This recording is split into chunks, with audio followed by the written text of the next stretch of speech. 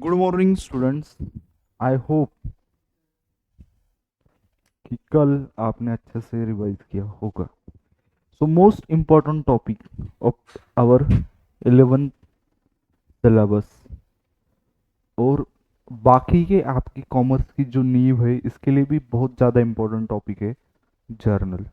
अगर आप किसी इंटरव्यू में जाओगे आगे जाके पढ़ोगे ना 12th के बाद, तो अगर 12th के बाद अगर आप अच्छे से आगे जाओगे लाइफ में कुछ ग्रो करोगे, ग्रो यानी बीकॉम किया, सीए भी कर सकते हो, अलग अलग कोर्सेज कर सकते हो, तो आगे समझो किसी जगह पे आपका इंटरव्यू लेंगे तो आपको बहुत बड़े क्वेश्चन नहीं पूछेंगे, बेसिक जर्नल एंट्रीज पूछेंगे कि आपको कॉमर्स आता है कि नहीं आता है। क्योंकि बहुत सारे स्टूडेंट हैं जिनका बीकॉम हो गया है फिर भी उनको जर्नल एंट्रीज नहीं आती।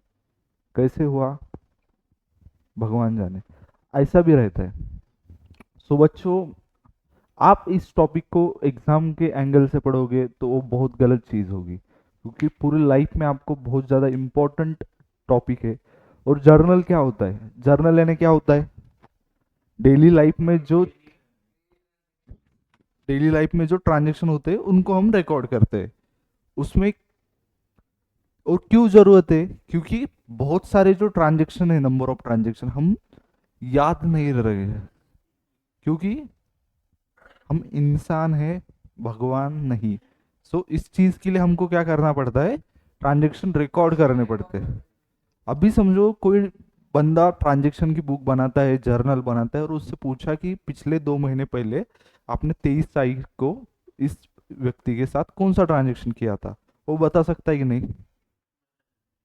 कोई लड़का समझो जर्नल लिख रहा है डेली, आपको पता है उसके उसको पूछा, यार 6 महीने पहले तूने इस डेट को क्या हुआ था तेरे साथ, उसको वो बता सकता है कि नहीं? लेकिन आप बता सकते हो 19 दिसंबर को पिछले साल क्या हुआ था, याद है? 19 दिसंबर ही याद नहीं सर, दिसंबर महीना ही याद नहीं है तो उसमें तारीख का क्या है कि नहीं? लेकिन जो जर्नल मेंटेन करता है वो तो बता सकता है। सो इसलिए हमको क्या करना पड़ता है? जर्नल मेंटेन करना पड़ता है। सो बच्चों,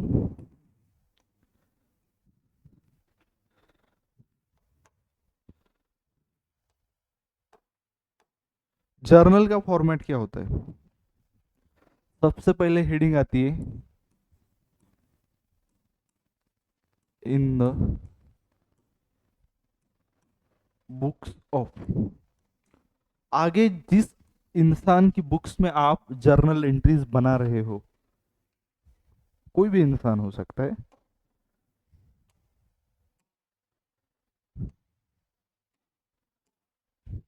उसका नाम लिखते। समझो क्या है नाम जिसके बुक्स में हम एंट्री बना रहे?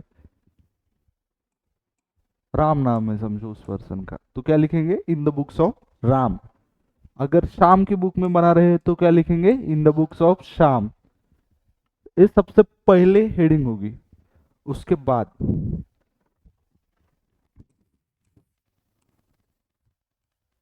डेट,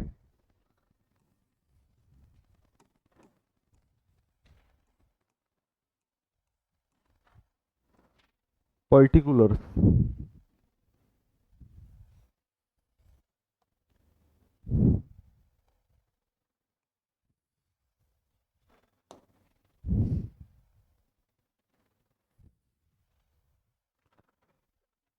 इधर एक एल बोल के एक छोटा कॉलम आएगा। आप बता सकते हो एल यानी क्या होता है?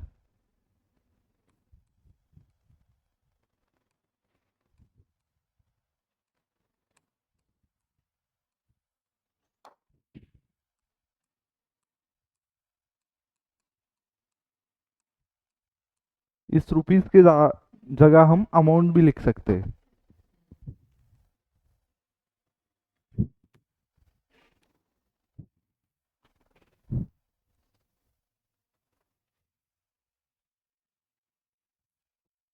और एक क्या है? फॉर्मेट है जर्नल एंट्री का।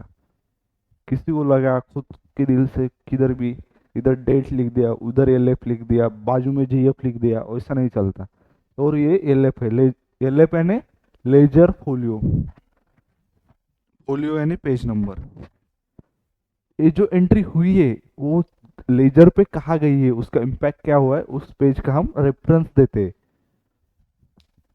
अभी समझो लेजर में कोई ट्रांजैक्शन किया होगा, अभी तो आपको उतना समझ में नहीं आएगा, लेकिन समझो हम किसी आदमी का अकाउंट बनाए जर्नल एंट्रीज की हेल्प से, और बाद में पता चला कि यार ये ट्रांजैक्शन कब हुआ था, उसकी डिटेल इंफॉर्मेशन चाहिए, किसके साथ हुआ था। तब हम क्या करेंगे, वो जो उसका फोलियो है उधर, कौन सा फोलियो होगा लेजर में, जर्नल फोलियो, उससे हम इस जर्नल एंट्री पे आएंगे। तो यहाँ तक बात समझ में आ गई। सो बच्चों देखो आपके बुक्स में स्टेप्स दिए हैं, फॉर्मेट दिया है, सबसे पहले फॉर्मेट में क्या दिया है, देखो पढ़ो क्या दिया हुआ है, यही फॉर्मेट है। तुमको क्या लगता है महाराष्ट्र में ये फॉर्मेट होगा तो गुजरात में अलग होगा? पूरे यही है।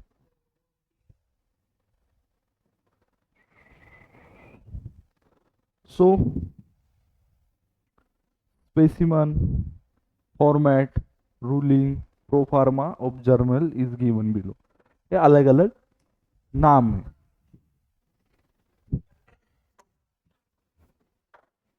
उसके बाद एक्सप्लेनेशन दिया है हर एक कॉलम का।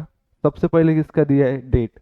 इन this column journal record of the year, month, date of every transaction is written.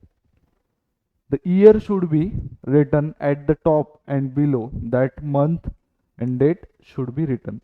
समझो इसका मतलब क्या है, जब ये जर्नल एंट्रीज हम रिकॉर्ड करेंगे सबसे ऊपर क्या लिखेंगे, जुलाई 14, और समझो ये ईयर लिख दिया, मंथ लिख दिया, तो कैसे होता है बेसिकली, जब तक मंथ चेंज ना हो जाए, ईयर चेंज ना हो जाए, तब तक आगे हम क्या करेंगे, 14 के बाद 16, 17 ही। लेकिन इधर अगस्त आ गया तो क्या करेंगे, अगस्त 27, उस हिसाब से करेंगे।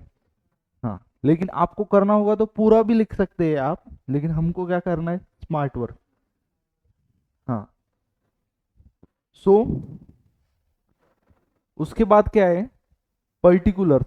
इन particulars column the journal entry is pass in 3 parts.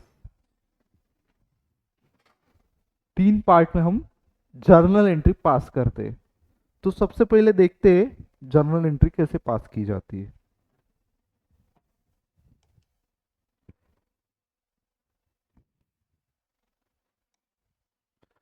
समझो एक ट्रांजेक्शन है, गुड्स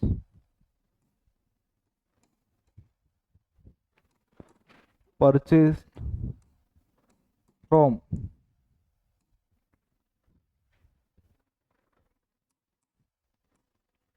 बस्ती इन कैश। इस ट्रांजेक्शन में जर्नल एंट्री पास कर सकते हैं, कैसे? हाँ, अमाउंट ही नहीं है, अमाउंट चाहिए। In cash ₹5,000। सो बच्चों आपको उधर बाजू में एक ये दिया हुआ होगा क्या, स्टेप्स इन जर्नलाइजिंग दी हुई है। क्या दिया है उसमें से, द प्रोसेस, सबसे पहले जर्नलाइजिंग क्या होती है, द प्रोसेस ऑफ एंटरिंग और recording the transaction in journal is called a journalising. तो उसके बाद कैसे करता किया जाता है, फर्स्ट स्टेप क्या है, find out the accounts involve in particular transaction. क्या करना है, फाइंड आउट करना है पर्टिकुलर कौन से ट्रांजेक्शन इन्वॉल्व है। उसके बाद find out the types of accounts involve in, types means सबसे पहले अकाउंट्स फाइंड कर, उसके बाद अकाउंट का टाइप क्या है, कौन से वाले types, real, nominal. Apply the rules of debit and credit of each accounts involve. उसके बाद ट्रांजेक्शन फाइंड आउट करके हमको शांत बैठना है, क्या रूल्स लगाने। उसके बाद फाइंड, उसके बाद record date of the transaction in date column, ये तो कॉमन सेंस है। उसके बाद the name of the account to be debited is written in particular column on the first is written close to the date column. जो debit होता है वो firstly record करना है नियर किसके, डेट कॉलम के। And name of the account to be credited is written on the next line after leaving short space from the date column.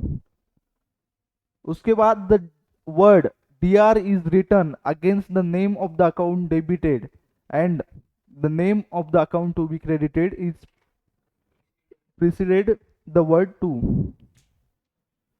तो सबसे पहली स्टेप क्या दी हुई है हमको, क्या दी हुई है,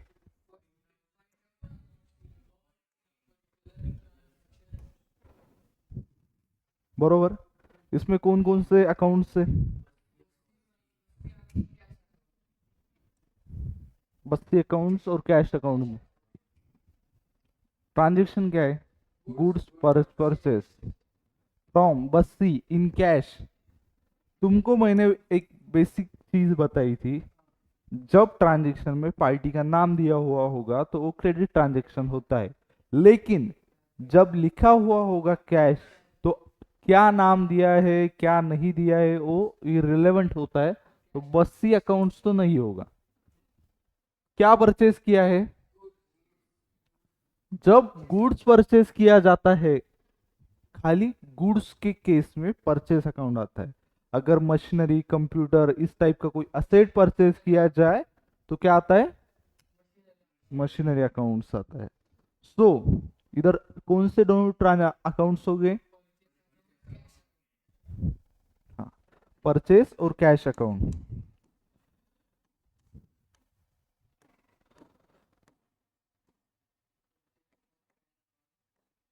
सबसे पहले देखो अकाउंट्स फाइंड आउट कर लिए, रूल लगाओ इस पे, क्या रूल लगता है,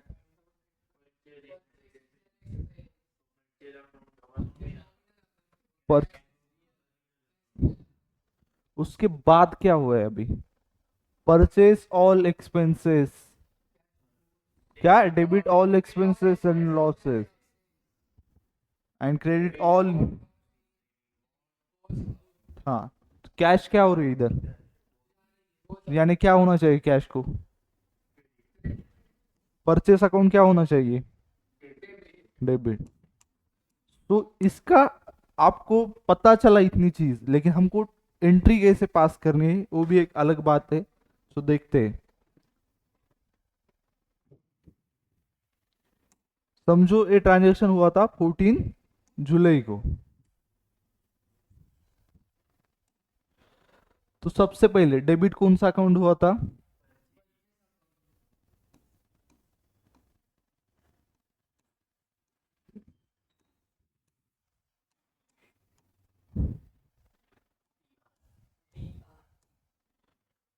इधर थोड़ा स्पेस छोड़ के इसे टू लिखने का सबसे पहले, और कैश अकाउंट सीआर नहीं लिखते हैं, टू का मतलब ही। उसके बाद ट्रांजैक्शन में डेबिट कितना हुआ, 10,000, क्रेडिट 10,000। नीचे नरेशन कैसे लिखने का, देखो, बीइंग गुड्स परचेस,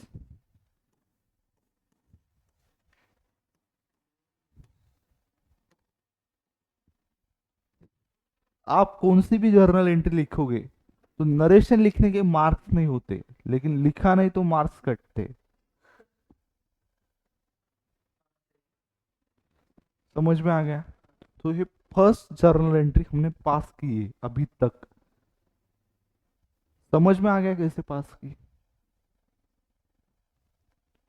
ये चीज समझ में आ गई, रूल समझ में आ गए क्या लगाए हमने। तो देखो बाकी के रूल्स देखो और पढ़ो, कुछ समझ में आता है क्या, ये चीजें आपको अभी बहुत डिटेल से समझ में आएगी। 2 मिनट लो, पढ़ो, कुछ डाउट हो तो पूछो। Online student